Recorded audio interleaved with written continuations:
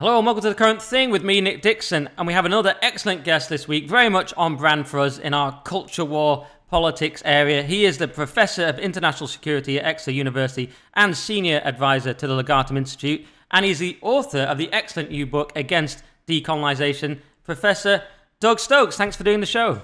Thank you very much, Nick. Great to be here. And I've just been through your book. It's excellent. I think it's going to have a big impact. Annoyingly, it was delayed a little bit in the publication, so I haven't managed to read all of it, but I've read an awful lot of it. And I thought we'd just sort of start pretty much at the beginning, because one big thing in the book is white privilege and how it doesn't really stack up with the statistics. So you point out here that the Office of, maybe I should say overall what the book's about. You talk about sort of neo-Marxism, post-colonialism, postmodernism, and you kind of go through their arguments and basically debunk them all pretty much by basically letting us hear how these people think, and with sort of understatement, and you kind of just, I would say sort of dismantle them in that way. And one thing is this thing about white privilege, and you point out that that the Office of National Statistics shows that Chinese, Indian, and mixed or multiple ethnicity employees all have higher median hourly pay than white British employees, with Chinese employees earning 30.9% more than white British employees. And then later in the book, you quote from Theresa Guess, who has this thing called racism by consequence, where she argues that the lead indicators are unequal outcomes between racial groups, differential educational opportunities, and economic differentials. And so what I was thinking was, how do they manage to sustain the narrative of white privilege against all the data?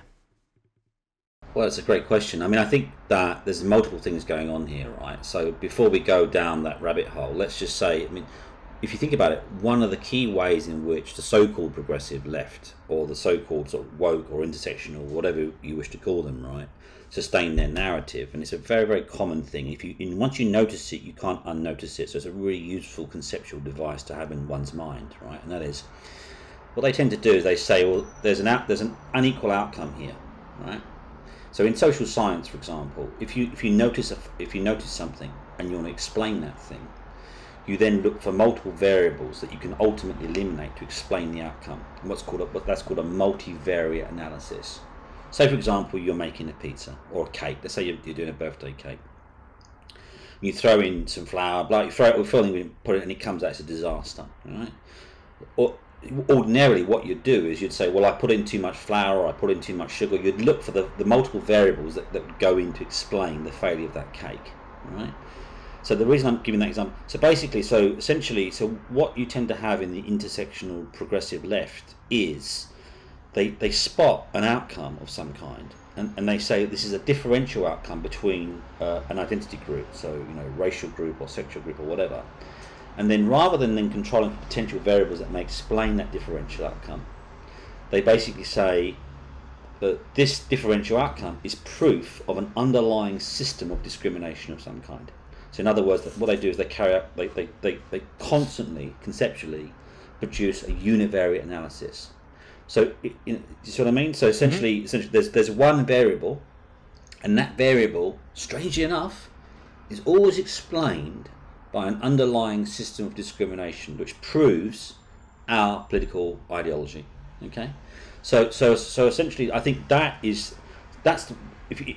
one of the key ways in which the so-called progressive left advance their ideas in the UK, number one, right? And number two, this is also shocking, is that they invariably don't control for demographics. So basically, if you look, for example, at the population of the UK, it's about 86% white British, right?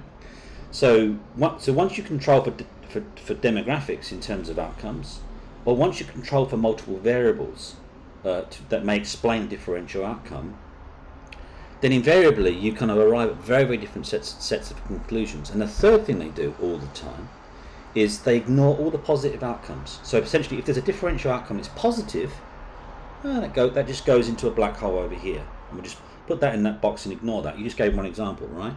If you look at the financial and educational outcomes of Indians and East Asians, Chinese and Japanese, they're way higher than the white ethnic average. If you're taking the intersectional left at their own game, what you'd say ultimately, because they say a differential outcome is indicative. A positive differential outcome is indicative of privilege. So you say, and given Chinese and Indians out earn and out educate in terms of PhDs and university attendance, etc., the white majority, according to their ideology, it's not what I'd say for a second, I'm sure you wouldn't say the same, but there'd be Chinese privilege or Indian privilege because there's a positive differential outcome. You see what I mean? So essentially, once you control for multiple variables, and it's not an underlying conspiracy, control for demographics basically, and also look at positive outcomes, then the whole thing just kind of sort of falls apart basically. So does that kind of touch on what you were talking about? Absolutely, yeah. And I remember the phrase multivariate analysis from Jordan Peterson's famous interview with Kathy Newman, where he said the Right. multivariate analyses have been done because she's looking for a single cause for the gender pay gap in that case, which is patriarchy and can only be that. Obviously, the reality is more complex. But the idea they ignore demographics is utterly insane because the answer is always, well, it's an 80-something% white country. Well, I'll give you an example. So basically, I had some communications with a key EDI consultancy about 4 years ago, when I was writing some stuff on UK higher education, and I said to them, so essentially, you're sort of saying that UK universities are characterised by innate structural racism, and the way you're proving this is to say, well, there are kind of more white people employed or more white students in universities than there are black students or non-white students or ethnic minority. And they got back to, yes, until it's 50-50, it's not equal, is it, Doug? I was like, hang on a minute. So, for example, the black population of the UK is 3% of the UK's population. This is 86% of the population are white British. So in what universe are you possibly living in where you don't? It's a basic social scientific. You have to ultimately control for demographics. Now, if you're living in London, where I'm from originally, and you're based there, you would think that is kind of reflective of the UK. It's simply not. So you have to control for demographics. Yeah, and that's why we have the phenomenon that winds people up, where there's no white people on TV adverts and so on, or in comedy and things like this, and because they're deliberately massively overrepresenting certain demographics, which some people might say is a good thing, but it's like, just admit you're doing it, and then why are they doing it? Well, I don't think the diversity on TV per se is what winds people up. I think what winds people up is the underlying assumptive framework that operationalizes that endless kind of over-representation on TV is a specific historical narrative about the UK, basically, right? So in other words, sort of post George Floyd in particular, there's kind of like this kind of real moral panic around racism, and then it operationalizes a kind of potted history of slavery, essentially, and it's that very garbled, very misapplied, basically wrong narrative about British history, and essentially this kind of karmic payback. How dare you? And I think that's what gets people wound up. It's not the necessarily it's the kind of the underlying, I guess, woke assumptive historical framework that winds people up, because they're doing it for that reason. It's a karmic payback, but a karmic payback for their own garbled interpretation of British history. Yes, yeah, because there must be a reason for it. Yeah, exactly. So it's the underlying implied reason. Because what are they saying? Yeah. Because it's not that, I can't stand looking at non-white people, but it's like, why are you doing this? It's social engineering for what? It's social engineering based on a false and pernicious reading and premise of British history. If you look at opinion polling, right, again, this is the other thing. You spend a minute doing this. Look at opinion polling, British UK public opinion polling. It's one of the least racist societies in the world. It is, frankly, right? I think that the most recent poll was like something like 95% of Brits would be happy with their daughter or son marrying somebody from an ethnic minority background, and and it goes on and on. The polling is absolutely very, very solid. Now, does that mean that there's no racists anywhere? No, of course not. There's going to be idiots, right? There's always going to be people like that. No, but people being horrible individuals doesn't mean the whole system's rotten. Do you see what I mean? And that is also another conceptual leap that the so-called progressive left always do. Somebody looked at me the wrong way, or somebody said something horrible to me, or used a horrible word. Yes, it's disgusting. Should be condemned. We should drive it out. No question about that. But then to condemn an entire society I mean, if you basically broke your finger, you wouldn't cut your whole arm off, would you?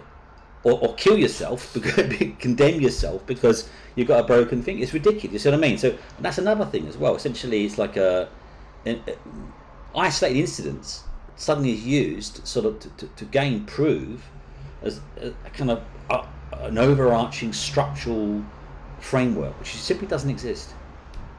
Yeah, yeah, exactly. And even with things like the Sewell report, where it does show that there's no such thing as institutional racism in this country, they just simply deny it and say, Sewell's playing into their hands, he's one of them, or, he's kind of, whatever the term is at the time, it's sort of, he's just a white by other means, or whatever phrase they're using. So they just deny the evidence.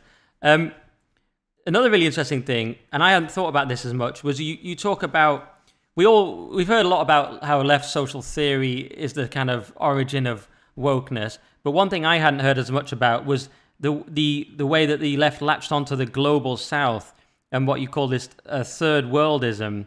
And basically Marxism failed to inspire the proletariat. They realized that working class are not an inherently revolutionary force in the West. It's like, oh, be revolutionary, and then they won't do it because they're inherently patriotic, somewhat sentimental, somewhat attached to aristocratic people in that kind of symbiotic relationship. And so they moved on, as you explained, to the kind of the global South. And can you elaborate on that? And also, yeah, I mean, also, I'm not sure how well that would work out. Why do academics and Marxist academics or neo-Marxist academics want this perpetual revolution, that they have to go looking for it? I mean, is leftism just a sort of virus looking for a new host? Anyway, any thoughts on that?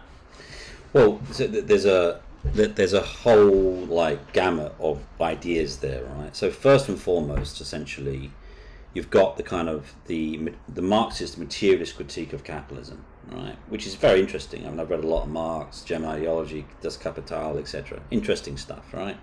So, and essentially, what you had, so it's a materialist critique of the relations of production within capitalism. You know the history, right? So, essentially, class contradictions will grow and grow and grow, and then the proletariat will be naturally assume class consciousness and overthrow capitalism, bring in a socialism, and then the state will wither away, and we'll be sat around streams and philosophizing and catching fish, and it'll be a happy utopia, blah blah blah blah, right? Well, so obviously the shock of the rise of fascism and Nazism in Germany, which was one of the most advanced capitalist societies, and therefore where the in the 1930s and 40s, and therefore where the class contradictions should be strongest, right, was a massive shock to Marxist theorists. Okay, and so what you had then is you had a morphing within Marxist theory away from a kind of more materialist, historical materialist, where the contradictions within capitalism would naturally lead to sort of socialism and communism, and that was an objective process. It's historically materialist, right? Materialist critique. So to then moving to a more cultural perspective. In other words, how do we explain the failure of revolutionary socialist ideas amongst the working class, right? And the way we do this is the culture industries. And you really saw that very strong, and obviously you've heard of Antonio Gramsci, basically. And he talked about the role of hegemony, and hegemony really is really about how the kind of the cultural ideas become, sort of dominant. So essentially, cut a long story short, the kind of cultural Marxist critique, the Frankfurt School, basically, Sir Herbert Marcuse, leaning on Gramsci and other kind of critical theorists, basically took that cultural turn and said, well, that's the way we can explain the continuity and success of capitalism. Basically, working class people are being brainwashed. They're kind of ideological dupes of the system, ultimately. And you have these culture industries that reproduce these ways of being, nationalism and patriotism and, the nuclear family, all these kind of like old school bourgeois ideas, basically. So that was the critique. Now, obviously, by the 1960s and 70s, the Marxist critique was the cultural industry, but also essentially the working class will become ever more immiserated, poorer, the life would be crap, and in fact, post-war we entered the golden years of capitalism, really, the big time golden years of capitalism, huge developments. So, compare infant mortality, compare general mortality, compare the quality of life, the quality of material life amongst the Western working class, right? And so if class contradictions one of the key drivers of the future to bring in a socialist society, right? Well, that was kind of like, there were contradictions to some extent, but that was really ameliorated by the material success of the working class. So suddenly you had all these left social theorists, okay, looking around and say, well, ultimately we want a kind of socialist utopia, we want a socialist revolution, but the working classes in the West, in the Anglophone economies, in Europe and in North America, they're not interested in this stuff. So essentially what you then had was you had a movement away from the working class to the global south, and especially in the context of the dissolution of the European empires, the French, the British empires were falling apart, anti-colonial, post-colonial independence movements. Then also in the context of the Cold War with the Soviet Union, basically, which committed itself to supporting wars of national liberation. So Khrushchev, for example, in the 50s, I think it was early 60s, said that the Soviet Union would support these wars. So suddenly you had this kind of move away from the Western working class, which was seen as kind of like a dead duck. They're not interested in our ideas, and a transference of that to the global south and to the tumult. And then, in various instances they succeeded. So Cuba, various nationalist insurgencies, which were ultimately shunted into the Soviet sphere of influence and became sort of socialist ultimately.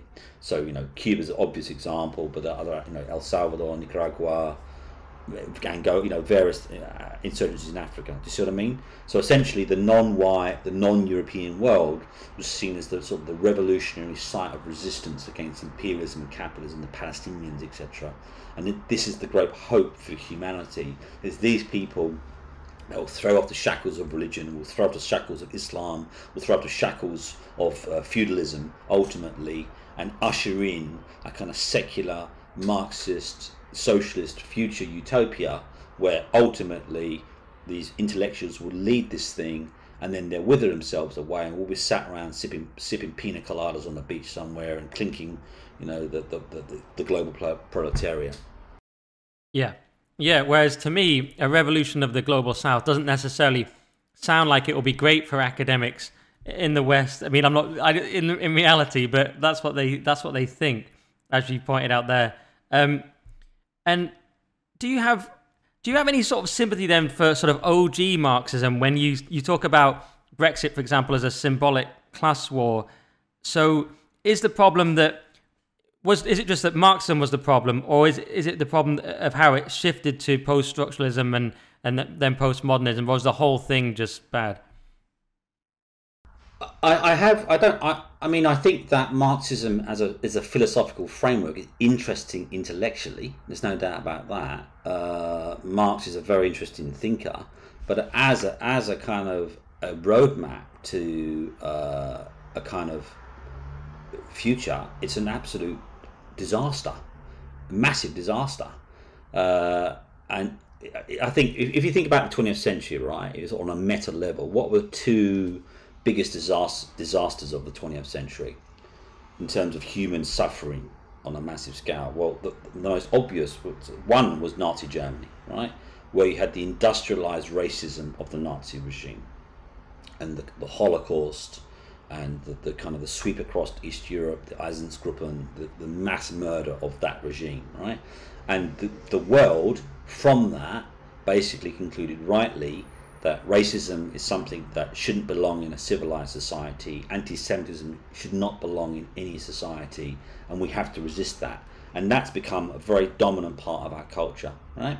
The other massive disaster was the imposition of equal outcomes, basically, by communist regimes, okay? Where an enlightened intellectual intelligentsia who got the kind of the holy secular writ basically will take power, assume power, and then they'll impose equality on all humankind, right? You'll all live in little boxes, you'll all be taken care of by the state, and then where did that lead?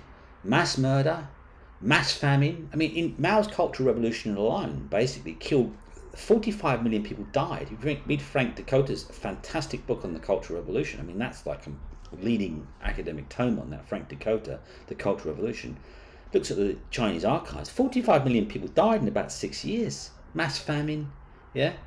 Soviet Union gulags. Now, I think in our society, we've rightly learned about the dangers of industrialized racism, but the imposition of equality of outcomes or equity by enlightened progressive elites, as we saw in the Soviet Union, and that has not been hardwired into our cultural DNA. Do you see what I mean? So it's like we've learnt one lesson, but we don't seem to have learnt the other lesson. And in many ways, we're seeing, instances of this constantly. You look at some of the stuff. Do you see what I mean? So I think Marxism as a framework. I've read a lot of Marx in my time. Interesting, no doubt about that. It's got some interesting stuff to say. But as a roadmap for human liberation, as a roadmap to it's an absolute disaster. And I think we need to be really cognizant of that and have that much stronger in our cultural DNA. Yeah, and people like Jordan Peterson have said the right has answered when the right goes too far, but the left needs to answer when does the left go too far. And we can have things like Diane Abbott on a mainstream BBC One show say Mao on balance did more good than harm, and she's not cancelled, she just carries on as normal, which is unbelievable. The only reason I asked about Marx is because some people on the anti-woke side, for instance, the people at Spiked, still seem to be quite fond of Marxism in some way, so I just thought Well, there's an interesting side point in there as well, and that is, I just did a really mega long tweet about the professional managerial class, right? And there is actually a developing, interesting intellectual fusion between the elements of the conservative right, basically, in terms of their critique of globalization, corporatism, etc., and especially also to an appealing to the working class, right? You think like J.D. Vance and elements of even there are elements in the Republican right, but also in the conservative right you're seeing now, basically, and the reaffirmation of the nation state and the reaffirmation of communities, basically, and also a critique of globalization as well on the conservative right. Michael Lind, for example, has done some really interesting work on this. And also on the what you just called the OG Marxist left as well, and I think Spiked kind of interesting. They're kind of in that. I'd sort of say almost like libertarian Marxists, if you know what I mean. They're kind of like, so they're part of that interesting groove where there are elements from OG Marxism in terms of the critique of capitalism and globalization, neoliberalism, which you also see on the conservative right too as well, basically. And I think how you reconcile those two elements, especially on the right, with the kind of more Hayekian kind of pro-market approach, basically, I think that reconciliation of speaking to the working class and that critique of globalization and neoliberalism developing on the right, Deneen, Lind, the NatCons as well. You saw a lot of that from the National Conservative Conference. That critique of globalization and corporate capitalism and how it can undermine social cohesion and the nation state and communities, and reconciling that with that more pro-market Hayekian logic as well, and in terms of driving innovation, and then how that sits with the state. I think that will be the key axis around which the new right or the centre right will have to move itself in the next 5 to 10 years. That will be a key intellectual axis. So do you think that the sort of Bannon-esque economic nationalism will prevail over the sort of what Eric Kaufman calls the business liberals of the Tory party, who are more Thatcherite? Well, I think in some ways we are going in that direction anyway, because in terms of the structural forces within the global economy, and I think that the pandemic really threw that up in sharp relief, basically, because questions about national security, but also global supply chains, etc., are becoming increasingly prevalent in the way in which we structure our political economies. Think, for example, at PPE. So we've had last 40 years or so, we've had globalization, a neoliberal global economy, just-in-time economics, blah blah blah, right? But when I can't swear on this thing, but when the fit hits the shan, basically, then it's a family show, I presume. When the fit hits the shan, I don't mind. Yeah, when the fit hits the shan, basically, then we do go into a more mercantilist economy, i.e., the French want the PPE, we're going to bid more for it, we're going to bid more, blah blah blah blah blah. Right, yeah? So those national security concerns and those kind of and the bifurcation of the global economy into what we're seeing now post Ukraine as well, onshoring, friendshoring. The US is doing a lot of this. The Biden administration has been doing a lot of this basically in terms of trying to encourage, and as did Trump, this kind of more economic. So what we're seeing, I think, is a bifurcation in the global economy, increasingly moving away from a China-centric manufacturing. There's still huge amount going on, huge amounts of FDI, but those concerns are now beginning to really sort of inculcate themselves more in the way in which we do business ultimately. All right, we had some tech issues there, so Doug has slightly changed his setup, and we're back, and the audio listener won't even care what we're talking about. But I had to explain for the video, and I was in the middle of a very complicated question about the New World Order. I was saying, would Brexit even matter if we're going to be in this new arrangement that you predict at the end of your book, where we're going to have sort of different trading partners, less globalized world, supply chain issues, less contact with China? So my thing was, I was like, oh, does it even matter that we did this big exit from Europe? Because now we're going to have to be trading with them in a completely sort of new world. What do you think? Well, I think that there's multiple ways you could look at it. Basically, I think that Brexit, I think,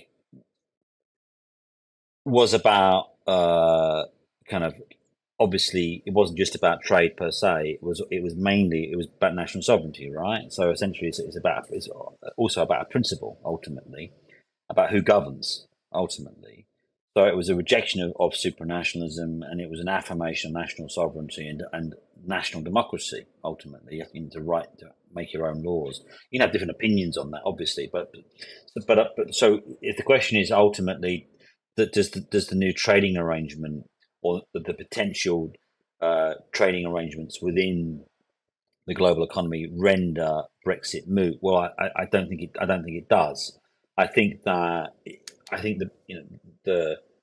the ramifications of Brexit will play out over many decades, and I think that if you get it right in terms of tweaking of regulations, deregulating in certain areas. Now, when people hear that, they think, oh, suddenly we're going to throw kids up chimneys and and eat like super organic. That doesn't mean that at all. But it does mean kind of moving away from ideally an overly kind of statist, over-regulated regime where we can allow human agency and innovation to flourish. And I think that's really important, and even if you sort of stick to the European, the EU sort of political economy, I mean, there are massive contradictions in it. So, for example, if you take Germany out ultimately of the EU or the European economy, EU economy, what have you got left? I mean, you do have a kind of series of largely quite sclerotic, overly statist political economies. So I think there is a value in nimbleness. I think there is a value in kind of to an extent some degree of deregulation, and then there's the principle of it as well, right? Which is ultimately about national sovereignty. So even on principle grounds, I mean, so that's important. So I think does that kind of answer the question? I mean, does that sort of Yeah. Yeah, it was a sidetrack anyway. It was just something that occurred to me when I was based on what we were talking about a minute ago. But the main thrust of the book I wanted to continue with was that we've talked about the neo-Marxists and their attempt to sort of utilize the global South to carry on their revolution, and then you talk about the post-modernists and this sort of post-structuralists and all this, and this idea that the world does not present itself to us unmediated. Rather, the social ideas we hold actively shape the world itself. This kind of, I don't know if that's post-structuralist or what you call it, but how do we reckon with that as a sort of counter critique to that? So I had Carl Benjamin on the show, and he talked about something he called postmodern traditionalism, where he was saying roughly that he acknowledges the radical subjectivity that the world is mediated through our lived experience, whatever you want to say. But he was saying, well, then, and that every person is valid, their own valid world perception. There's no objective truth and universalist worldview and all this kind of thing. But then he was saying, but then by your own terms, you have to then recognize the English as our own group, for example, with our own tribal gods, as he called them, free speech, fairness, and so on, fair play, cricket, whatever it might be, and saying that you have to recognize it on your own terms. Is that a valid critique, or how do we deal with this sort of radical subjectivity? Well, the way I deal with it, and the way I sort of go over it in the book, is I make an argument for the what I call ontological realism. So for your listeners now, we have to get a little bit philosophical, but it's worth doing a little bit of that because it's a really, really important point, right? And I've been sort of suffused in a lot of these kind of theories for decades, basically. So let me give you sort of my take on it, right? So essentially, the critique of the postmodernists and post-structuralists is that there's no such thing as objective truth, right? And so they place primacy in what's called epistemology, how we know what we know, theories of knowledge, right? And what they ultimately argue for is a fundamentally subjectivist epistemology, or what we can call a social constructivist epistemology. And what that essentially means is that our ways of seeing the world are fundamentally subjective. So in the book, I give the example: if you're driving along in your car and you see a red light, it means stop. If you see a green light, it means go, right? And so that example shows there's nothing objective about red meaning stop or objective about green meaning go. But what we're doing there is we're inhabiting a shared intersubjective cultural script, which we all agree upon, right? Basically, which is entirely subjective. Okay. So essentially, and so then that structures sets of relationships, sets of power relationships, and sets of a kind of a social grammar around what is a subjective interpretation. So essentially, what the postmoderns, post-structurists, post-colonialists do is they place primacy on that, and they say that ultimately exhausts human culture. That's the be all and end all.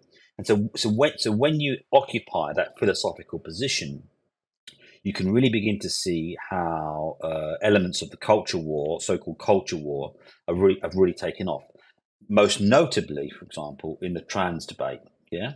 So essentially, if it's all subjective and all power is and all knowledge is ultimately sets of differential truths, then all social interaction is ultimately sets of subjective truths battling each other all the time, right?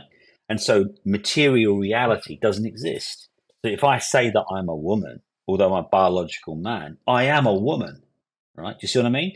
So essentially, you can begin to see how that social constructivism really then has escaped the campus and really then sort of becomes suffused within broader culture. Now, what's the way out of that? So Carl Benjamin, I've not seen that episode or listened to it, but so he's got his take on it. So what I do in the book is I argue for ontological realism. Now, what does that mean? This is where it gets a little bit complicated, but I hope your listeners can stay with me, right? So basically, it places primacy on the world as it exists. Yeah. So in other words, epistemology is a theory of knowledge, but ontology is a theory of what exists. Okay. And it says that because a world does exist independently of our subjective knowledge of it, right? It creates a limit on what's rational and what's not. So, for example, you may have some people whose truth is if I flap my arms, I can fly, right? But no matter how hard they try to do that, if they jump off a 10-story building, they flap their little arms as quickly as they possibly can, they'll never fly. In other words, because of the ontological reality of gravity, they're gonna go plop every single time. Do you see what I mean? So because of the mind independence existence of the world, it creates a limit on our subjective understandings of it. So I can say I'm a woman as a trans person, right? But because of the biological reality of chromosomes and sex-based differences, and this is why Kathleen Stokes' book, I guess, was called, Why Reality Matters. She's ultimately placing an emphasis on ontological realism, right? Biology matters, and biology is independent of our understandings of it. So this is how we join it up then. So I'm within ontological realism, scientific realism. You're not rejecting subjectivity. Or everything is ultimately epistemologically relativist, right? But because the world exists independently of us, we can come some explanations of the world, gravity exists, are better and are better than others because of the mind independence nature of the world. Okay? So essentially it's a scientific fact that gravity exists. Now what you think about you can fly or not fly, whatever, the fact is that is the way it is. So reality matters. So, final point. Ontological realism is an escape mechanism from the endless cycle of endless forms of intersubjective meaning. It creates a boundedness to our understandings of the social world, right? So Carl's right insofar as he's an epistemological relativist. We can never understand the world completely unmediated from our interpretations. But because the world exists independently of us, we have to rationally adjudicate what best explained that independent existence. The final point is this: there's a big difference between epistemological relativism, i.e., we acknowledge there are different ways of seeing the world, but judgmental rationalism and ontological realism means that there are some better ways of understanding the world and some are just simply wrong. There's a big difference between that position, epistemological relativism, and what's called judgmental rationalism, relativism, which is at the heart of the social constructivist and the kind of the wokery. And judgmental relativism says there's no such thing as truth. It doesn't have a theory of ontology or reality that exists, and all judgments are ultimately relative to each other. And so it rejects morality. You can never judge anybody else. You can never judge any other culture. Everything just floats out there in a free-form way.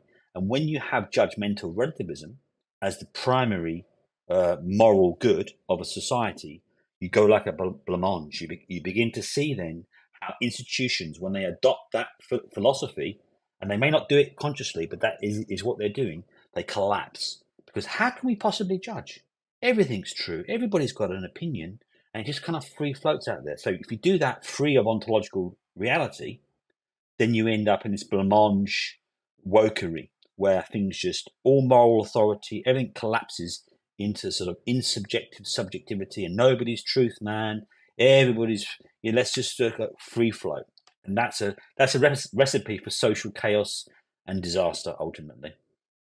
Yeah, and I suppose you could arrive theoretically at a point where if the torturer or serial killer enjoys what he's doing, why is that? Why is the person suffering? Why does that trump their enjoyment of it? Can you even arrive at something like that? Well, I think in maybe a twisted way, you could potentially do that. I mean, you'd have to be a bit of a sadist, but one could say, well, so for example, you think about it, like throughout human history, there have been numerous societies, even today, where sadism is at the heart of it. So, for example, in the book, I go over the Dahomey Empire. You seen that the movie recently? Did you see it? It was I can't remember. It was did you see that movie? It was the Queen. I can't remember what it was called, but basically it was a big Hollywood movie, big black. I know the one you mean. Yeah, I can't remember what it's called though. Right, celebrating the Dahomey Empire. So basically it was a kingdom in Nigeria. It was a black slave kingdom, very sophisticated, had a big bureaucracy. It was fundamentally based on slavery, and every year, what they would do ultimately they would murder. They'd have the festival of Dahomey. I talk about it in the book basically, and I think sometime in the 1700s they kind of gathered about 4,000 black slaves. They're a black kingdom, captured from other tribes, and just murdered them. It was a celebration of the primacy and supremacy of the Dahomey kingdom.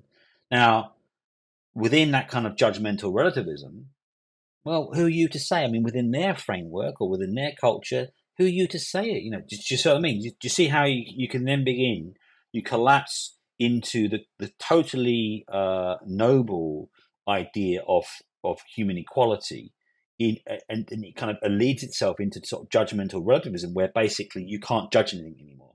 Ultimately, who are you to judge? To judge, in fact, is imperialist. It's colonialist. It's kind of white supremacist. It's based on your own like a supremacist framework, and who the hell are you to judge? We'll judge you big time, but you can't. If you are from the oppressor class or whatever, you are not allowed a judgment. So that judgmental relativism, drawn from post-structuralism, postmodernism, is fundamental to the kind of the infection, if you will, of British institutions and American institutions. Yeah, and speaking of judgment, I'm pretty sure that was the movie where they had to fix the Rotten Tomatoes reviews because they were so bad, and they gave it these fake reviews. Yeah. And now we can't trust Rotten Tomatoes anymore. But the irony of that is that it's about Dahomey, right? Which is a very interesting kingdom in what is now Nigeria, right? But it was fundamentally an expansionist, colonialist, slave-based black kingdom. It was an incredibly interesting society, but it was warlike, highly aggressive, And yet, this is Hollywood movie was a celebration of it. A celebration of it. It was a very very Yes, odd. Queen. Yeah, it was very very very odd. This is a kingdom that basically committed like mass atrocities against other black tribes. But it was sort of it's celebrated. You can go on and on. I mean, I cover quite a lot of this in the book in the chapter on history.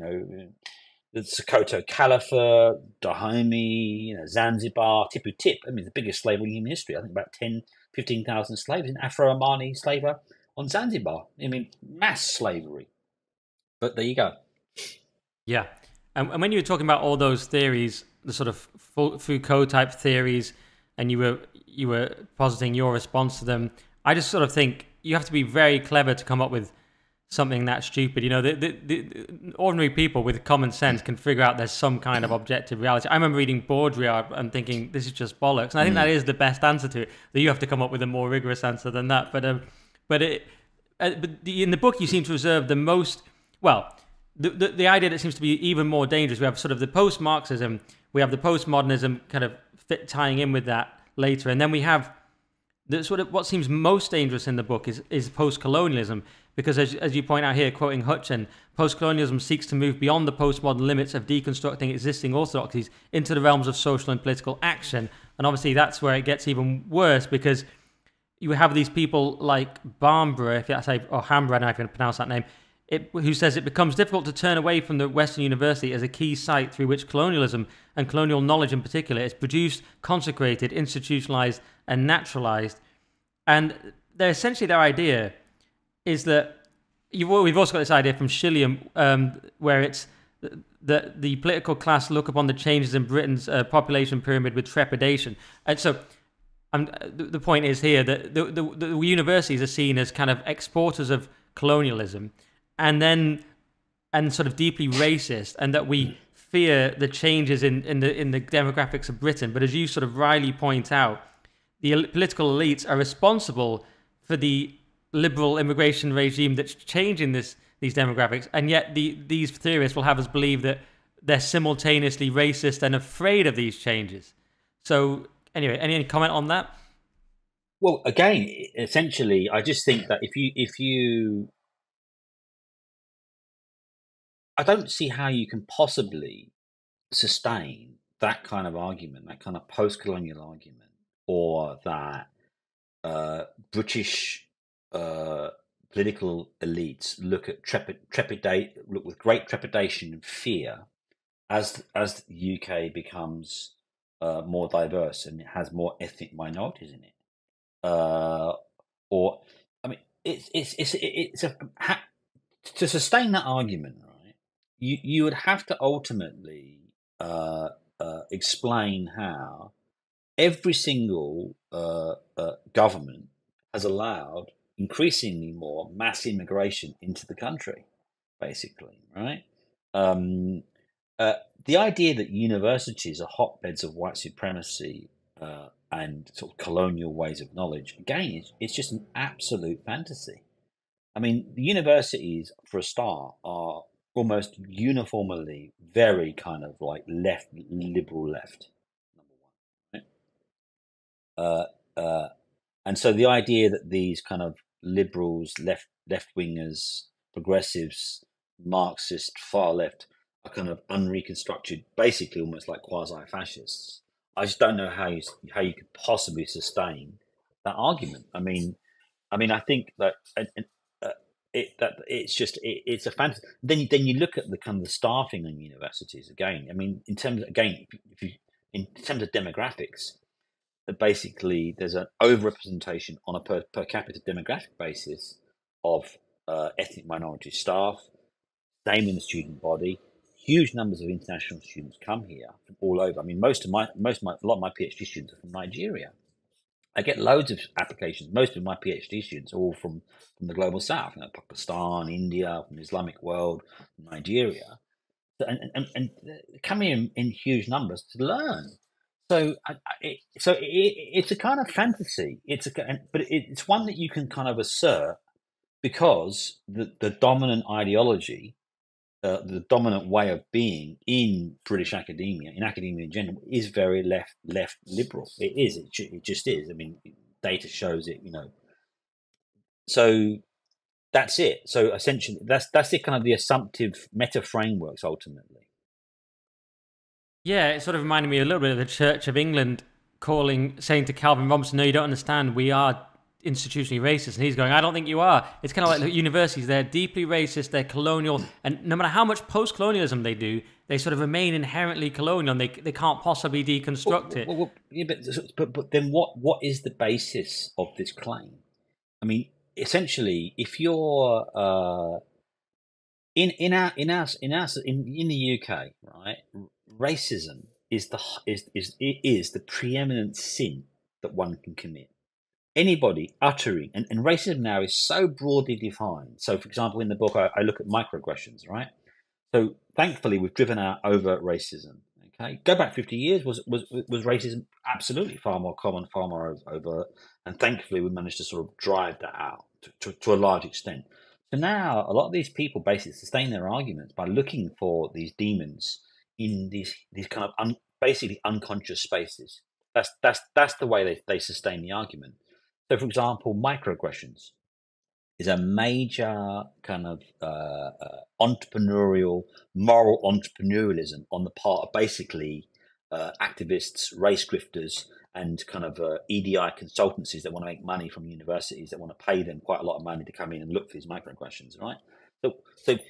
So I go over it in the book. To give an example of a microaggression. This is how far it's gone now, right? So a microaggression is characterized by a lecturer's body language and demeanor. So the way a lecturer stands, basically, if you turn your back, this is an actual example given by the EHRC in 2019. Okay, the Equality and Human Rights Commission, which are responsible for policing the Equality Act, which governs basically public sector institutions through the public sector equality duty, right?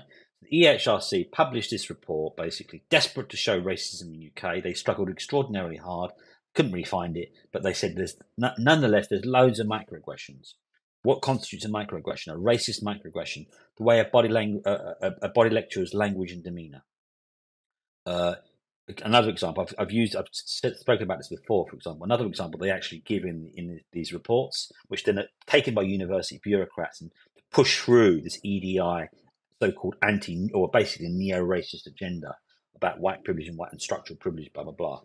Another example they give in the HRC reports is a black student was in a lift. A white student wanted to get in the lift, changed their mind, went down the stairs, and a black student interpreted that as racism. They saw a black student in the lift.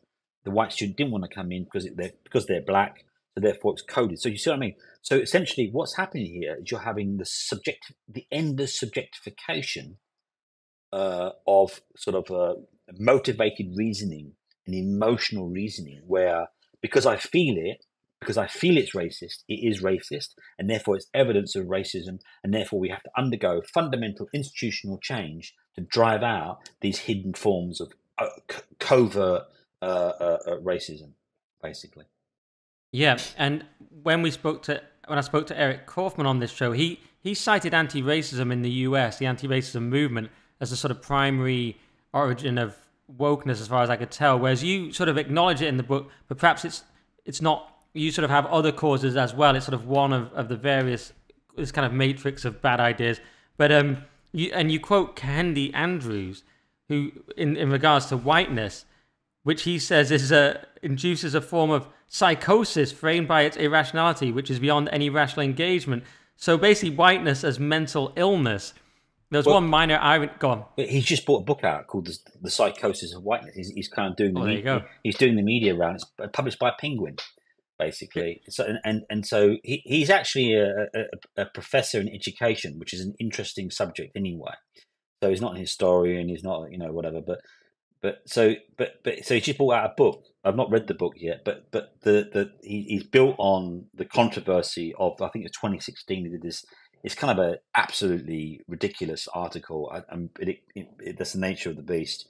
But basically, yeah. So in that article, he says that whiteness, whatever this thing called whiteness is a psychosis, essentially. So white people are psychotic. Whiteness is psychotic. Ultimately, can't be reasoned with. but ultimately you can use, these are kind of almost direct quotes, you can use whiteness to sort of ultimately guilt trip white people into becoming an ally to the oppressed people of the world, basically. I mean, anyway, so that's his position, basically. Yeah, and I suppose they might claim it's not white people, it's whiteness, the concept, and so we're all supposed to be not offended. There's two things I wanted to point out. One is a minor irony that you cite Foucault in the book, saying that as an example of subjectivity and sort of he cites that mental illness was seen as something quite interesting and deep, and they might have access to secret knowledge and they should sort of be respected. Then it changed to we should confine them in asylums. I was thinking, well, if white people are just mentally ill, well, maybe we've got secret deep knowledge according to Foucault. But anyway, that was just a sort of juxtaposition of things in the book. But the other thing I wanted to say as well, yeah, this idea of you're supposed to become an ally and sort of you denounce whiteness and all this, you sort of do wonder what's in it for us. And I do notice that if you assert Western values and say, no, actually, these are better and we shouldn't deconstruct ourselves and hate ourselves, that's the worst crime in this society. And if you notice, the Proud Boys, whatever you think to the Proud Boys, they're currently being given incredibly brutal sentences in the United States, like 18 years in jail and so on. And one interesting thing about them is they say that they're Western chauvinists, just meaning that they have an overt expressed preference for Western values in this sort of technical definition of the word chauvinist. I was thinking, isn't that the worst thing you can be now in this? We're supposed to denounce ourselves and become allies of something that's explicitly calls us mental and is out to destroy us. Whereas surely, what's moral about that and what's right about that, about turning on the West and ourselves? Well, exactly. I completely agree. I mean, I think it's ridiculous. I mean, the idea that a civilization or a culture or a state can't exist or has to beg for its right to exist, all based, by the way, on a kind of very pernicious and bizarre reading of British history. I mean, essentially, where it all goes back to is transatlantic slavery. I don't know of any other country apart from America which fought a civil war. 650,000 people died in that war to end southern slavery. I don't know many other societies like Britain which are kind of, as a result of, to some extent, external slave results, but mainly because of a domestic abolitionist movement, sort of unilaterally decided to do away with the horror of slavery, ultimately. So it was a feature of about 200 years of British history. Essentially, the dominant narrative is slavery didn't exist anywhere. The Brits came along and suddenly they took, for 200 years, they took black slaves and essentially and sort of started slavery. Complete and utter nonsense. So again, the book goes over that. I mean, for a start, the Arab slave trade was across Africa for much longer than the European slave trade. Intra-African slavery was ubiquitous, still is in some parts of Africa. Essentially, just like Europe, Africa was characterized by mass tribal warfare. And when you dominate and ultimately defeat another tribe, you get the booty from bounty from whatever, and you enslave. You take the women and you enslave them. That's what enslave the women and the men. It's awful. It's terrible. But that's So intra-black slavery, I just spoke about early on, the Dahomey Kingdom. It was a slave kingdom. The Sokoto Caliphate was a mass slave kingdom, about 2.5 million black slaves on the plantation there. So the idea that and then obviously you had the abolition of the transatlantic slave trade and the abolition of slavery across the colonies. Then you had a whole set of naval wars launched by the Brits to end other European slavery, plus also black kingdoms trade. So how did Dahomey, this kind of Hollywood movie, how did it end its slave trade? It was basically a naval blockade and a naval barrage on the behalf of the British to stop it.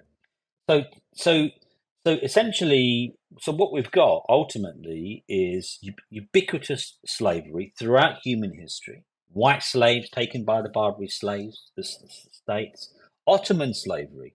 The irony is this, right? If you walk around London and you see an East Europeans, in terms of, I think, the scale of it, were just as likely, if not more than likely, to descend from slaves or have that scarring on their society than Afro-Caribbeans. I mean, the Ottoman slave empire existed across the large chunks of Eastern Europe for centuries.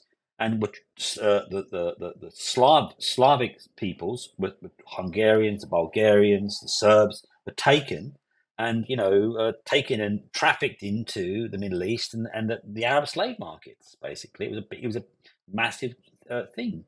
So essentially, my point is, slavery is an evil. It's a wrong. Britain abolished it as it should after 200 years. Then drove it out drove it out of Brazil. Helped to suppress the Portuguese and Spanish slave trade. Ultimately, ended many slaving kingdoms in Africa itself. Wasn't loads of evil colonialists running around Africa enslaving people. Basically, invariably, it would pull up to slave ports and buy slaves from a pre-existing slave trade, intra-African slave trade, basically.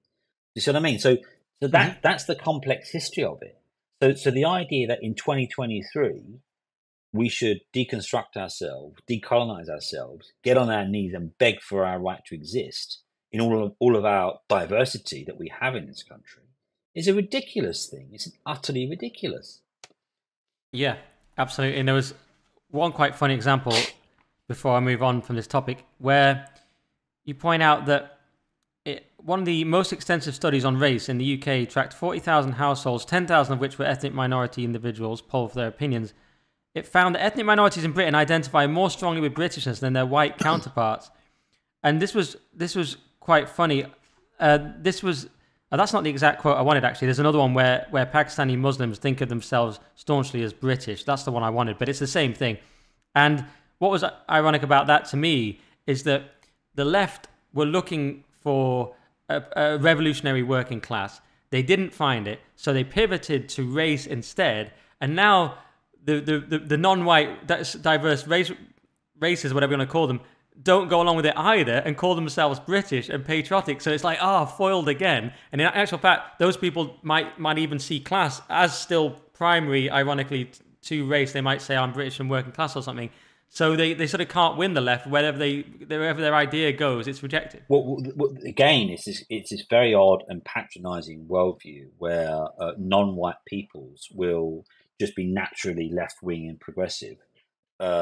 And also within this kind of decolonial critique, again, it's kind of oddly narcissistic because there is a narcissism, and Pascal Bruckner's brilliant book really did this basically, where he talks about the kind of European narcissism, whereby by saying we're the most evil, we've committed these terrible sins. What you're actually doing is you're again turning world history in all its complicated forms, its hierarchical forms, other slave societies, other incredible civilizations. You're kind of doing away with that. You're erasing that agency, that human agency, and that will. The fact that other states have their own interests or their own histories, you're erasing it all and saying, "Oh, but we're the ones. We're the baddies. Look at us. We all atone. Do you see what I mean?" So there is a very odd kind of narcissism to it. Really, there is a very odd, especially when you think about it in the sort of current geopolitical dispensation that we're in. So, for example, we do have real strains in international system world order. A rising China, well, that's going a bit wobbly, but nonetheless, China is still very dominant and very strong. It's not exactly a liberal democracy, really. You got Russia in Ukraine, you got bubbling insurgencies in the Middle East. You see what I mean? So essentially, where we are in the West isn't necessarily natural. It's not always going to be. We're not always going to be sat here as the kind of dominant baddies. We're the bad. We got to have to deconstruct. We have to unravel ourselves. We have to beg for our right to exist and get on our knees. We're sorry, mea culpa, basically. In the context of other rising civilizational states that are also pushing that very same narrative in the global south. So Russia and China are running all over the global south saying, join with us, come with us, we'll give you money and debt, and we'll gang up against these evil imperialists. The kind of the Yankee, the unipolar system, the kind of they're imposing their values, they're colonialist. You look at the lot, I cover it in the book, but you look at a lot of language carried out by Russia and China now, they're really pushing that decolonial, post-colonial narrative amongst the global south. Now, are they going to be kind of, you going to sit on the beach with them and sipping pint in the kind of utopian future? I don't think you are. No, Yeah, that's a good point. That yeah, Putin has used that sort of. Well, he's used both, hasn't he? He's used the kind of leftist language of colonialism and the colonial West, but he's also used language to appeal to the right of like, oh, the transgender stuff they're doing in the West.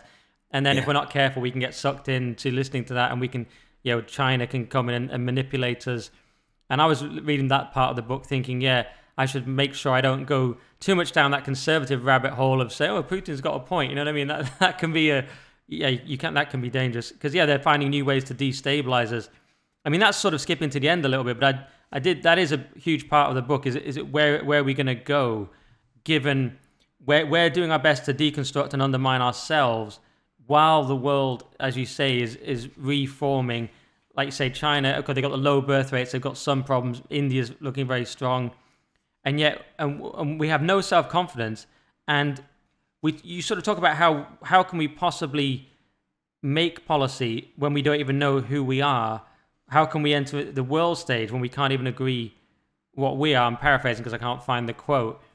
Where do you see that going? You sort of talk about it's not obvious if we deconstruct this. It's not natural that we have this liberal order.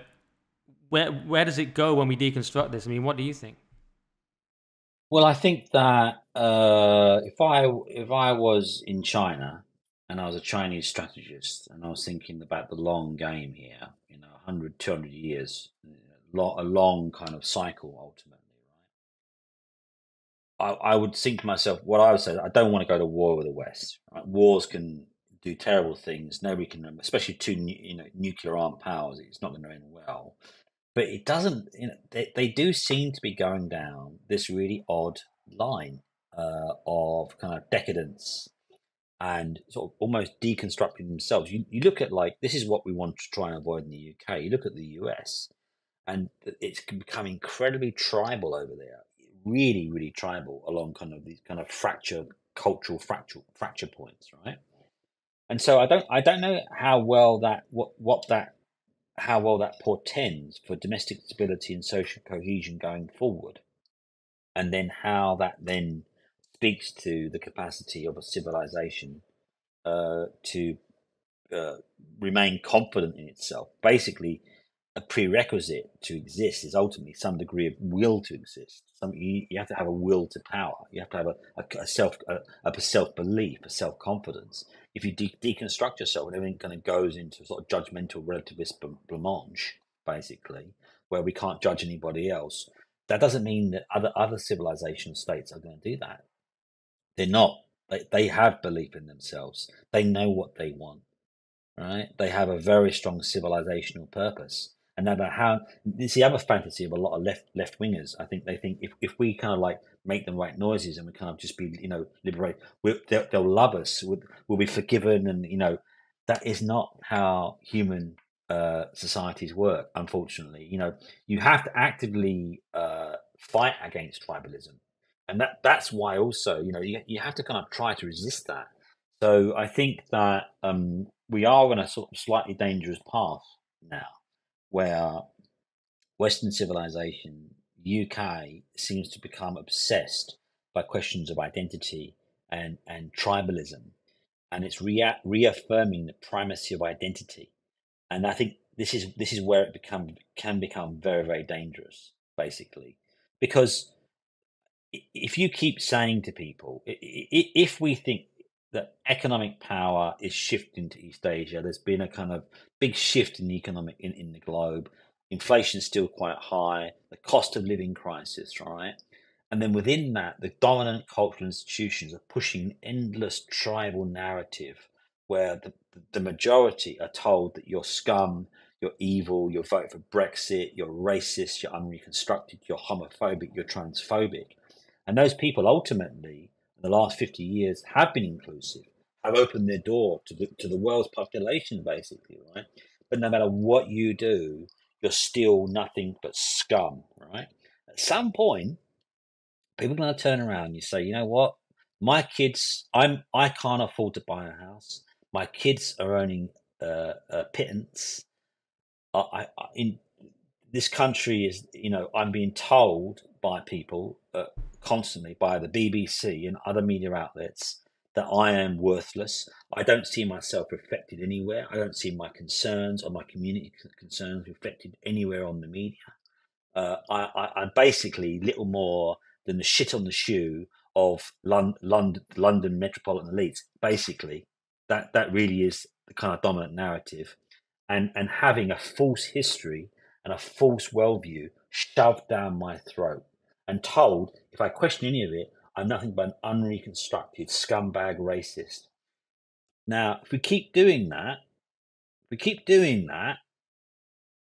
and we keep having the dislocations in the global economy, and we have war, we have a whole rising sets of issues. I think it's going to go badly wrong. I don't think that that's going to end up in some socialist utopia where we're all kind of diverse and inclusive, corporate imposed. It's not going to end that way. It's going to go really badly wrong. Yeah. Yeah, absolutely. And yes, and do you think as well that the tribalism you mentioned in America undermines claims of liberal democracy? Do you think Biden, I don't know how you feel about the recent persecution of, well, what I might call the persecution of Trump and the persecution of basically the whole Trump administration, from Steve Bannon to Roger Stone to Peter Navarro to Rudy Giuliani, or all the people, at least allies of Trump. Now the persecution of the Proud Boys, whatever you think to them, has been being so extreme with the prison sentences and the whole Jan 6 thing. Does that undermine America's claims? And also, does a COVID era, with lockdowns imported as a policy from China, seemingly, if you believe Neil Ferguson, does that undermine our position as well as exporters of liberal democracy? Well, on the Trump thing, I think that basically, obviously, American politics has become super tribal, and I have not followed the legal aspect of Trump that closely, but I think that to go after Trump like that wouldn't speak well to domestic kind of social cohesion in America. I think it's a very, very dangerous thing to be doing. Right? But then I guess from a democratic strategic perspective, it's kind of, it works for them, right? The persecution narrative works very well because it basically means that Trump's base will become more energized, and anybody going after him will become more of a target. So essentially, he becomes the nominee. His kind of numbers going to point to that a long time ago anyway. And I guess the Democratic strategist thinks, well, having Trump there is our best bet. Basically, it means we're more likely to win. So I guess strategically on the Democrat side, it kind of, you can see why they've pushed this so hard. Basically, so yeah, I don't think it speaks well to social cohesion and sort of to try and de-escalate and find a kind of less tribal way of doing politics. There was another question you asked me though. What was the COVID? No, it was just a follow up. Yeah. But yeah, because my claim was that Biden's, if they're behaving like a banana republic, as many claim, then that undermines America's claim to be the example of liberal democracy. And the follow up was about COVID, which could be very much argued that we lost that again with a complete abandonment of civil liberties. No, I completely agree. I think that COVID period for me was super depressing. I mean, I personally was actually in the Devon countryside, and so I could get out, walk in fields and stuff like that. But what was depressing about it politically was it kind of brought out that really sort of like curtain twitchy kind of finger waggy element, and so much of the British population. I'd like to think that the Brits have that kind of cultural DNA deep inside them, of like being quite contrarian, quite pugnacious in the defense of freedom, that kind of thing.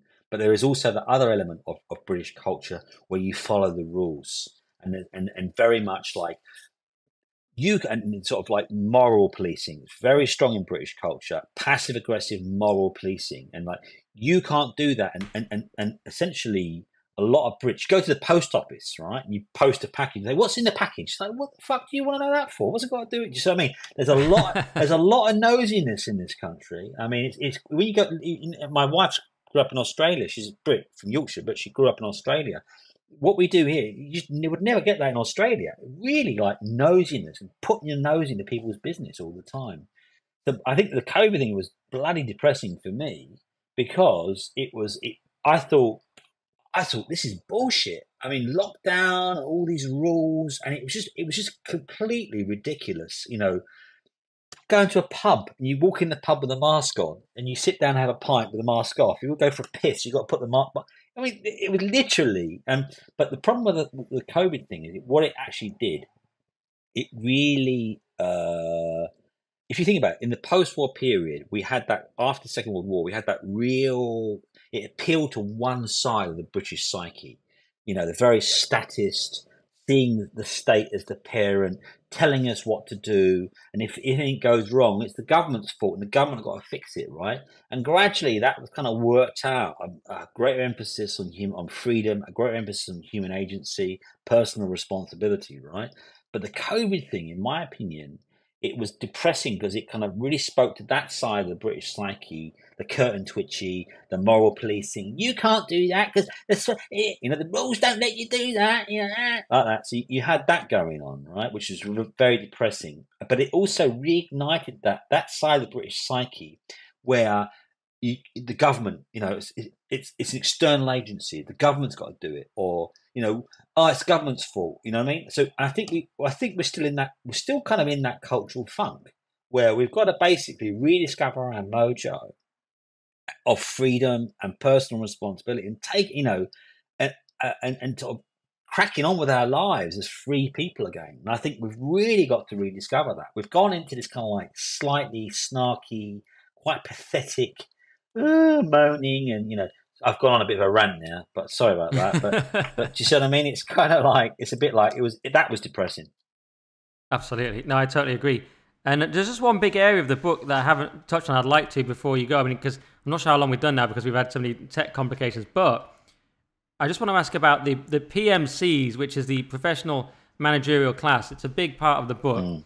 And there's two big things I was interested in. Well, it's all interesting, but one aspect is the way that they seem to manufacture grievance, and then lo and behold, they're the people who, there's all these vulnerable groups, and then lo and behold, they're the ones who have to come and solve it, which, just as it did in COVID, actually requires them taking more power for the state. So that's a kind of one part of it. And then the other thing that's very interesting is where you point out that actually the sort of populist, I don't know what you call it, underclass now, is a kind of counter-revolution against that. So that was really interesting. I'll give you a quote here. You're talking about America, and you say, middle Americans, as they appear to the PMC, the makers of educated opinion, argues Lash, are hopelessly shabby, unfashionable, and provincial, ill-informed about changes in taste or intellectual trends. They're at once absurd and vaguely menacing, not because they wish to overthrow the old order, but precisely because of their defense of it. And I kind of tried to wrestle with that in my own non-academic way in an article I was writing about being a conservative rebel, and I was tackling who I called the new normies, which were the people who I know who are in, Bank of England, think tanks, BBC, and they all think a certain way, it seems, but they're the ones with families and more money, and they're the ostensible conservatives, or would have been in the past. They're living small c conservative lifestyles, but they have sort of radical left views. And then along come the sort of people I seem to identify with more, and we're saying, no, we want to counter that revolution because the sort of middle managerial class have become the radicals. So yeah, those are the two questions, like how does that work? And the other question about this manufacturing of grievances to kind of step in and get more power for yourself. Well, I think that I've always been a natural rebel throughout my life, right? I mean, I've always been a natural rebel, but I think that so the PMC, the professional managerial class, it kind of draws on a long history. And cut a long story short, it's sort of Michael Lynn, Christopher Lash.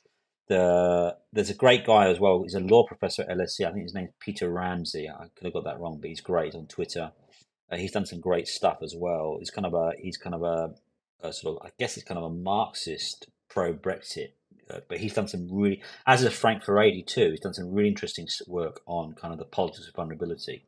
Cut a long story short, so the PMC refers to the emergence in the post-war Anglophone economies in particular of this professional managerial class.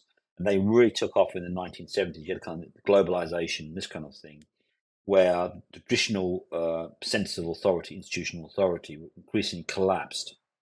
And then you had the emergence of a new kind of credentialed, educated overclass, basically, all these professional managerial classes, that ran corporations, ran universities, ran museums, runs the media, blah blah blah, right?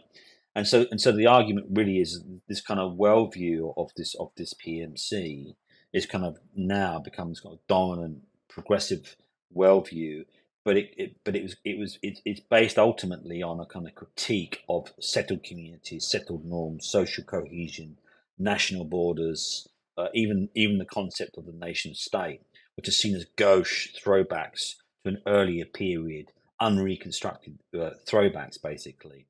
And then obviously the luxury belief system of that, i.e., you can pass policies and carry and do things, but you don't ultimately have to suffer the consequences of that. You can, if immigration becomes a negative externality in your area, you can move out, or if crime goes up, you can leave, or you can afford better schools. You see what I mean? So you can always, so essentially you can act. There's kind of luxury belief system as well to it. Essentially, the outcomes of your beliefs or your policies, you don't ultimately have to live with it. So it's easy to pay lip service then to sort of progressive hegemony, pro diversity. But when it goes wrong, you can sort of leave. So the PMC basically refers to that.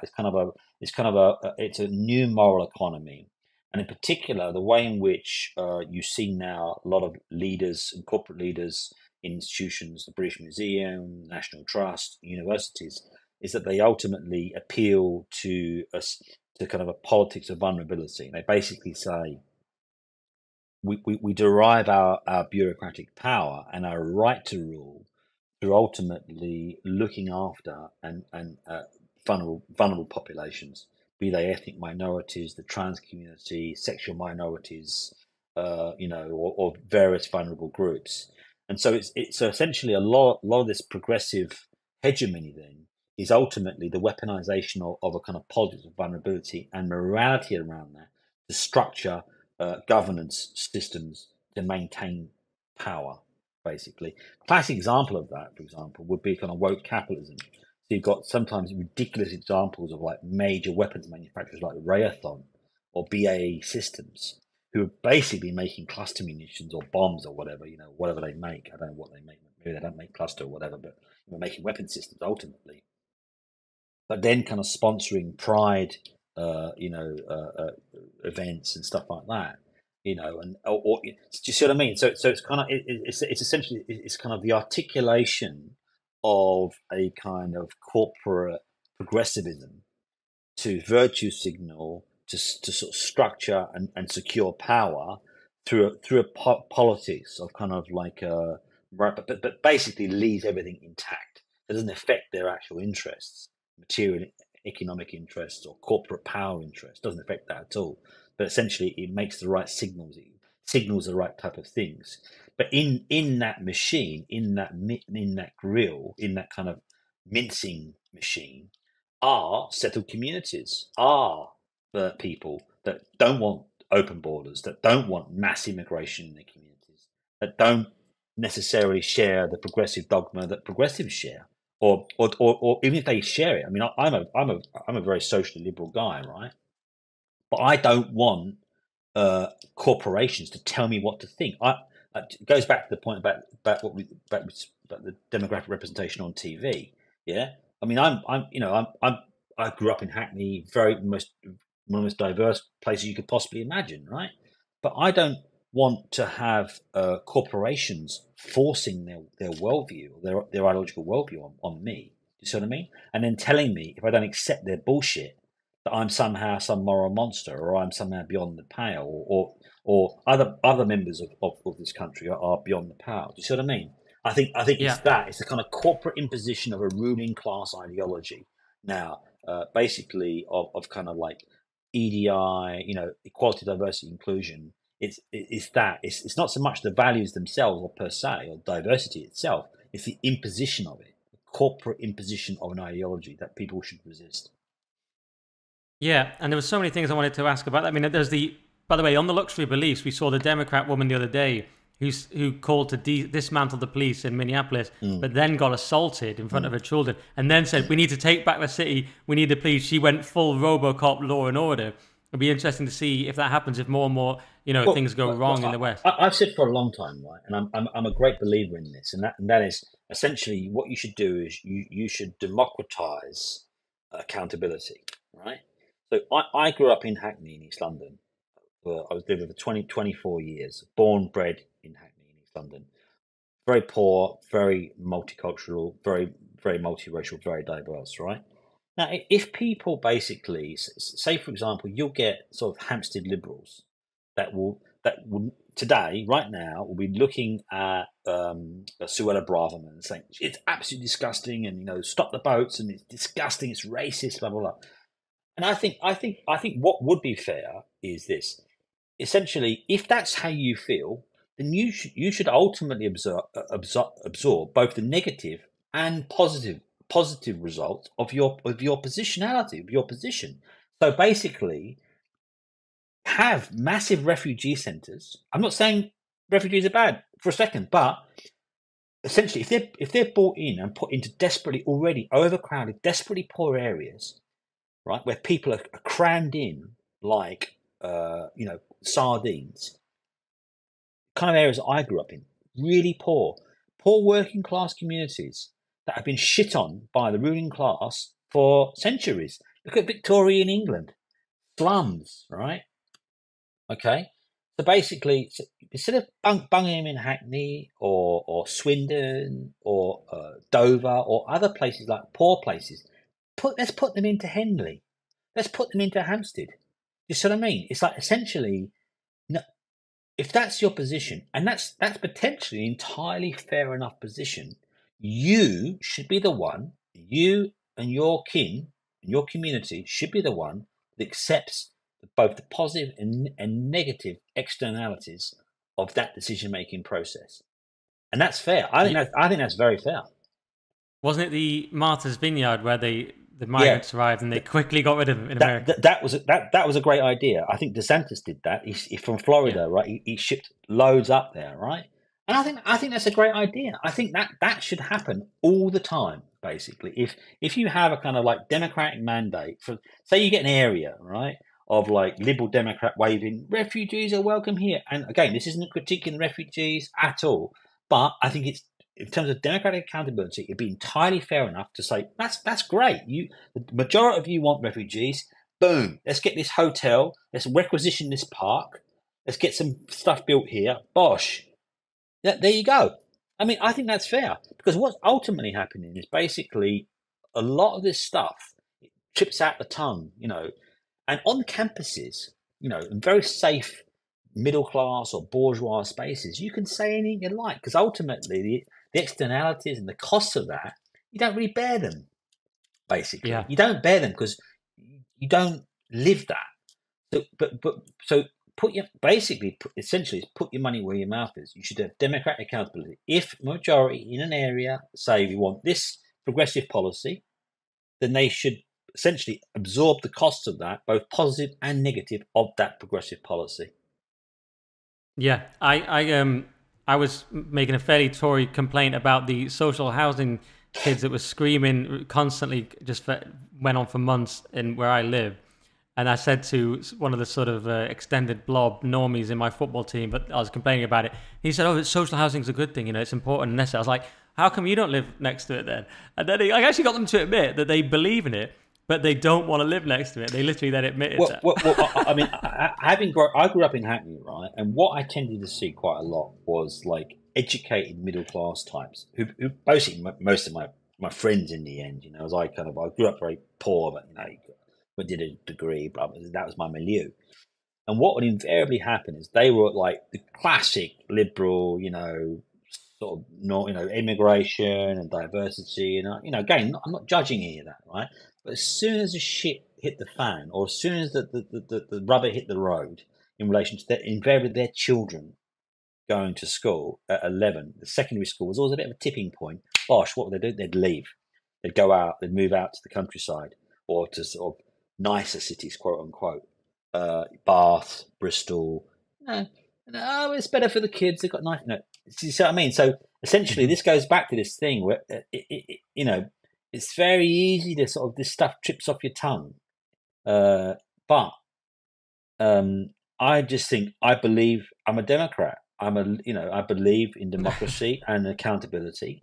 And if that's where you are, stop dumping this onto poor working class communities. People have had enough, and it's not going to end well.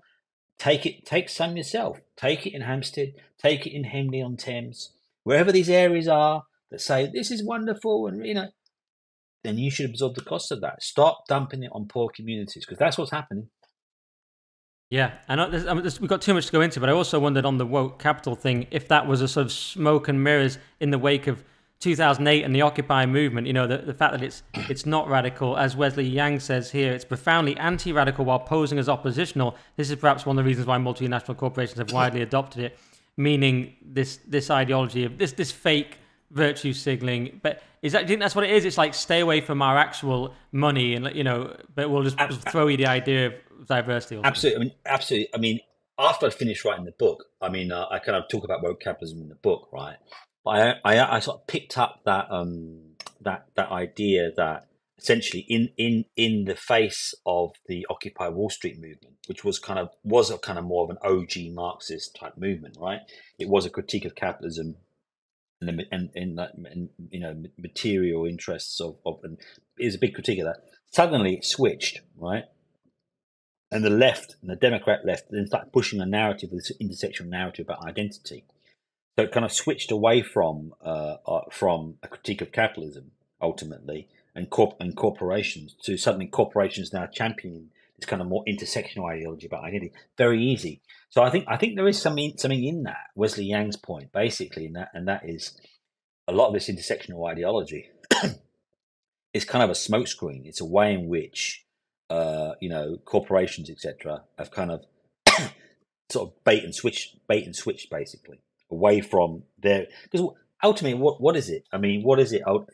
It doesn't affect.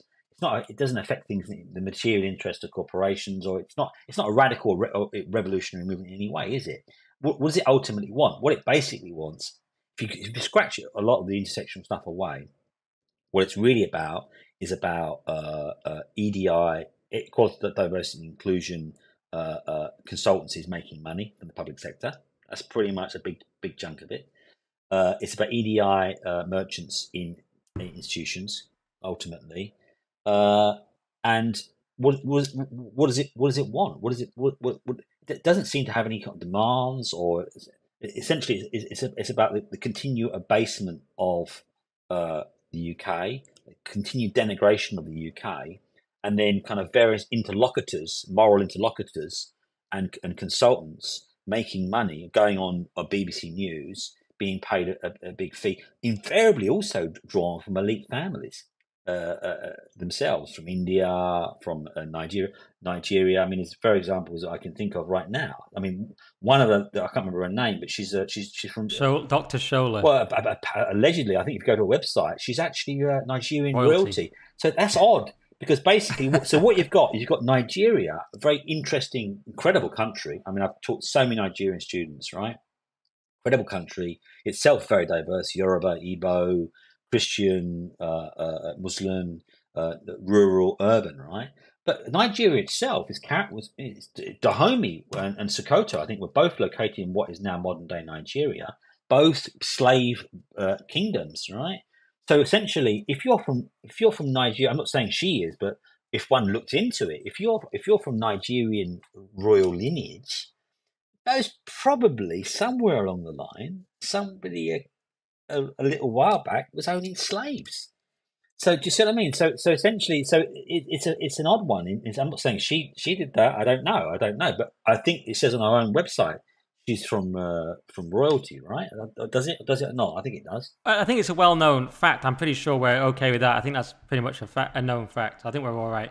I'm not sure if it says on. I don't go on a website too much, so I'm not sure if it's on there. Yeah. So it's odd then, isn't it? It's kind of, it has. You have often people drawn from elite families who have had credible educations, private school educations, from royalty in some instances, but apparently, that telling a generic category of whiteness, kids from council estates and social housing in Hull, or up north or wherever, Hackney, but somehow they're kind of a lower, slightly more inferior moral individual because of the colour of their skin or because of their whiteness. It's a very, very odd situation.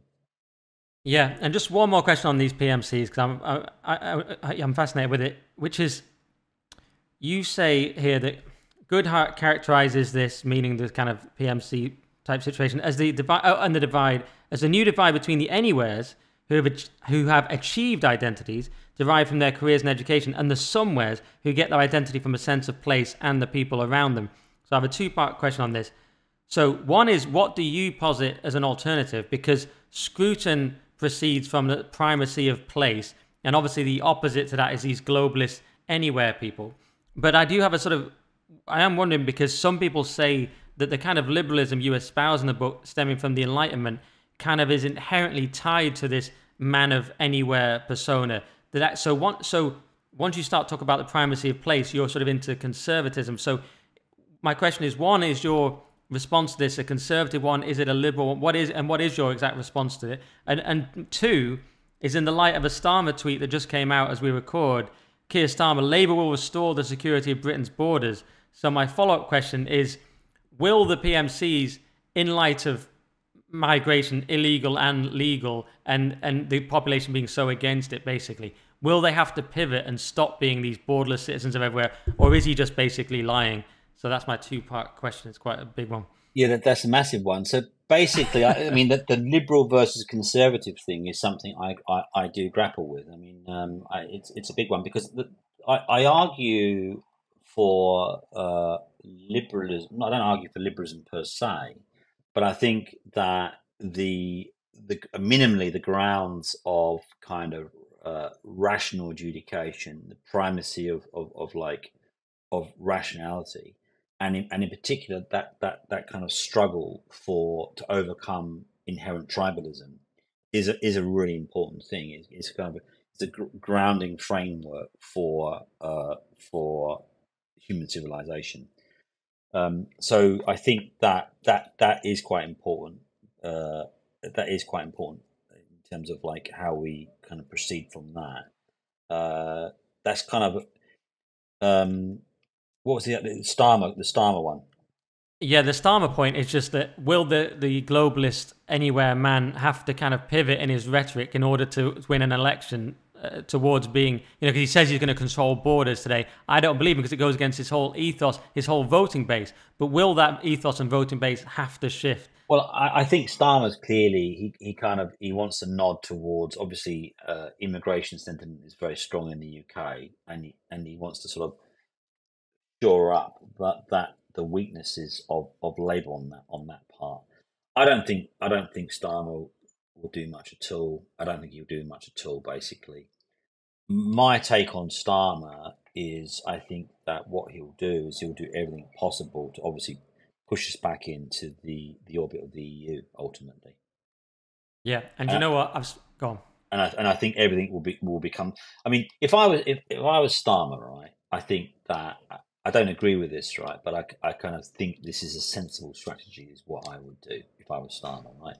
So he gets into power in 2024. The economy will most probably be in a much better shape by then. Inflation will be chased out. There may be some degree of resolution on the Ukraine crisis.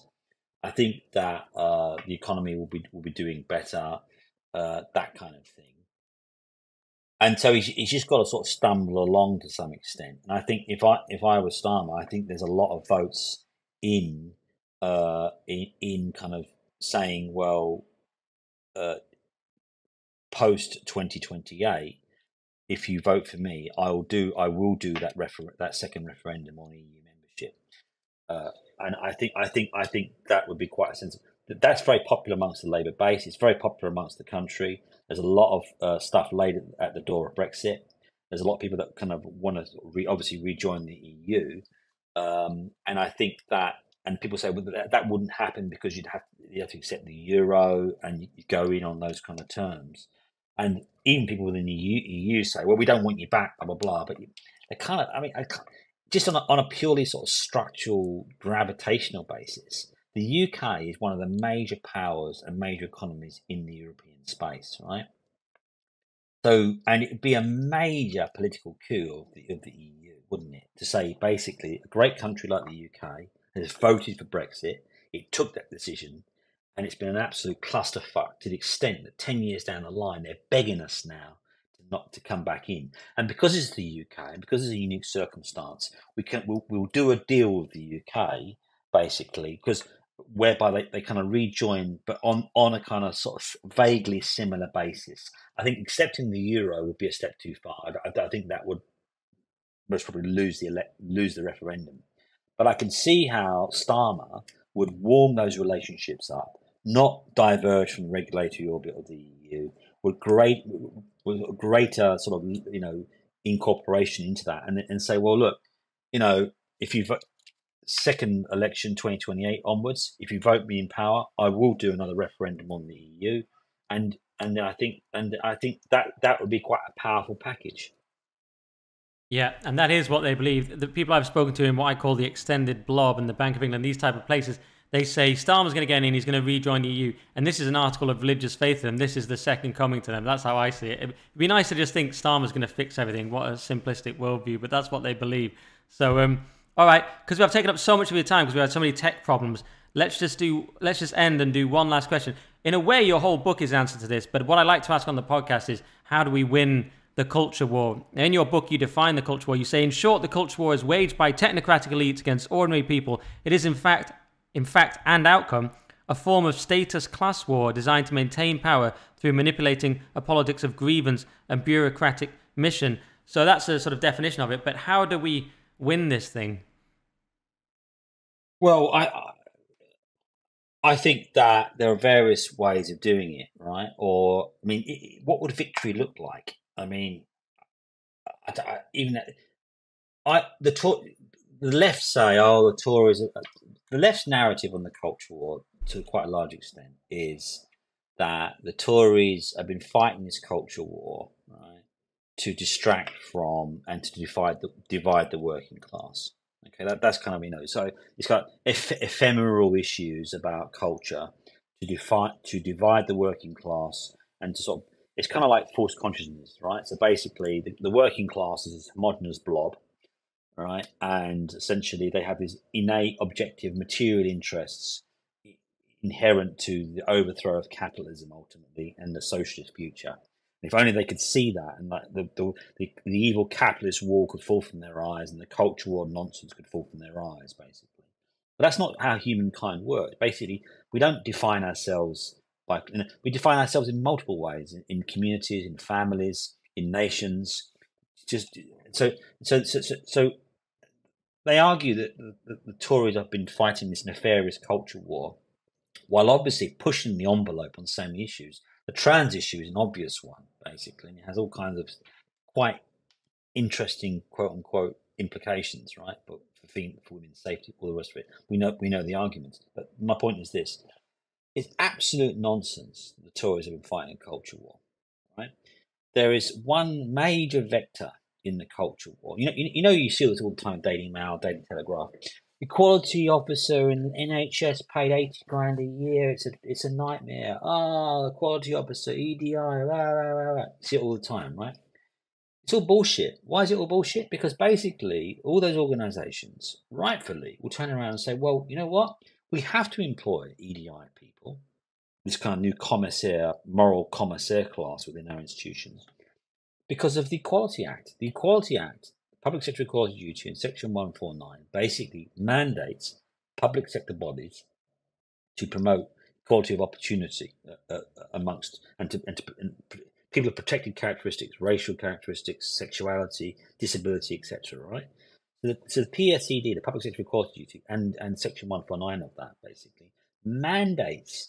It says that these institutions have to basically, just to discharge their legal duty, has to basically promote harmony amongst people for these protected characteristics. So they have to employ EDI officers to do this kind of stuff. Yeah. So my point is this: that Equality Act and all the kind of stuff, the unconscious bias, the microaggression stuff, that's also because of the Equality Act. Because basically, it says employers have a duty of care and to promote harmony. But people, how do they do that? They offer these training courses. They can anti-racism programming, anti-sexism, pride. So that's one of the key ways it's done, right? So, and the Equality Act was passed in the last 3 months of the Blair government. So the Tories have been in now for 14 odd years. So you've had this kind of legal social value law on the books called the Equality Act, and it's sat there for 14 years. This has been the legal basis upon which intersectional activists and the takeover of British institutions. It goes back to the Equality Act, right? To leave it unreformed has basically been a massive own goal. So the idea that the Tories have been fighting a culture war when the Labour government last 3 months passed the Equality Act and they've left it completely alone, they've not gone near it, right? It's an absolute joke. So this is why when you see Suella Braverman or Kemi Badenoch or anybody banging on about, Suella Braverman does it all the time, right? There's some sort of diversity thing. Oh, the police shouldn't be doing this. The police shouldn't be doing that. That is part of the kind of bullshit Tory culture war, because they know that the police have to do that because of the public sector equality duty, Section 1 and the Equality Act. And they haven't gone near that law. It was a Trojan horse law, right? And they haven't gone anywhere near it to reform it. So I've said this all along, absent the reform of that by the Tory government, this idea that they're fighting a culture war is an absolute nonsense. Yeah, no, absolute gaslighting, absurdity. They've not fought the culture war at all. Cameron sees himself and saw himself as the heir to Blair, so why would he want to? The simple answer is the Tories believe in the views of New Labour and believe in this. And then you've got people like Carrie Johnson, right, who was dancing the night away at the Tory conference by a drinks event sponsored by Stonewall. So then you've got these very, very powerful charities that have also operationalised and weaponised the Equality Act to basically as a business model, right? We're here to advise you, public sector bodies and institutions, as to how you carry out and meet your legal requirements and under the Equality Act. And this is where it gets really dodgy, is essentially, if you look at the Act itself, it mandates equality of opportunity. But what's actually happened is there's been a complete elision between equality of opportunity and equality of outcome. So essentially, goes back to our original point, right? If there's a differential outcome, it's proof of systemic discrimination. Therefore, you're not meeting your requirements under the Equality Act. Therefore, you're in legal breach. Therefore, you've got to pay Stonewall or Advanced HE or the Race Equality or whatever to come in and tell you how to basically meet your legal duties. Then you get activists within the institutions that love all this stuff anyway. Then you get consultants that make loads of money out of it. Bosh, you're done. So in short, the way to win would be to actually tackle legislation like the Equalities Act. I think basically the way to win would be, number one, you'd have to reform the Equalities Act. I think maybe a new law, anti-discrimination law, essentially strips out the subjective elements. I of the beholder subjective elements in the Equality Act, and then strips out or minimally reaffirms equality of opportunity and not outcomes. Basically, it has to be. The Tories won't go near it because it's called the Equality Act. Oh, the Tories, nasty party. They're going after equality. So that's what the optics are bad, right? So yeah, there has to be something along those kind of lines. And then other key vectors in the culture war, like the BBC, right? The BBC basically is completely democratically unaccountable, right? Minimally in a market environment, if people don't like what you're pumping out or like your shows, they can switch off and go elsewhere, right? I pay for Netflix. I like to watch some Netflix, right? If I don't like it, I think it's crap, I stop paying it. And so to some extent, it reflects a market sentiment. BBC doesn't have that. And the BBC has really been a key vector also in this, right? This kind of like, I used to read the BBC website, but I haven't looked at it about 8 years now. I used to go there and every article was kind of like racism or sexism or homophobia. And it's like ubiquitous. And then you look at the actual data on the norms and the opinion polling amongst the British people. It's just like, well, it's kind of like it's basically like a psyops. It's like it's endless gaslighting. It's an endless gaslight ultimately. So I think basically what has to happen is major reform of the BBC. What I'd like to see with the BBC is essentially do away completely with the teletax, maybe bring one or two channels in to under general taxation, high quality channels, basically really, high quality programming, factual documentary, really interesting stuff that people want to watch, blah, blah, blah, right? And then what they'll also do is then it will level, it will drive out the cultural imperialism of the BBC, because there's a massive opportunity cost, isn't there, through BBC cultural imperialism, i.e., if they keep, they've got like undemocratic money, endless amounts of taxpayers' money, essentially. So new radio stations, new TV shows. So essentially, startups can't operate in that space because the BBC blob is there already colonising that space. So it actually leads to, in my opinion, the kind of cultural degradation. So new entrants to the market can't, because the BBC has a monopoly. All the radio shows they've got. I mean, how many bloody radio shows have the BBC got? Why not have, like, do you see what I mean? So they can't compete. So I think stuff like that. I think there's a whole range of things you can do, but I think reform of the Equality Act it was fundamental. That's why the Tories haven't been fighting the cultural war. That's bollocks. They have not been fighting the cultural war. They've been sort of doing headline whack-a-mole bullshit, basically. Swella Braverman and others just like, BBC diversity. It's rubbish. So and because they haven't got the guts or the wherewithal necessary to do that. I think that and then ultimately, media reform. I think that's what you need too. BBC, etc.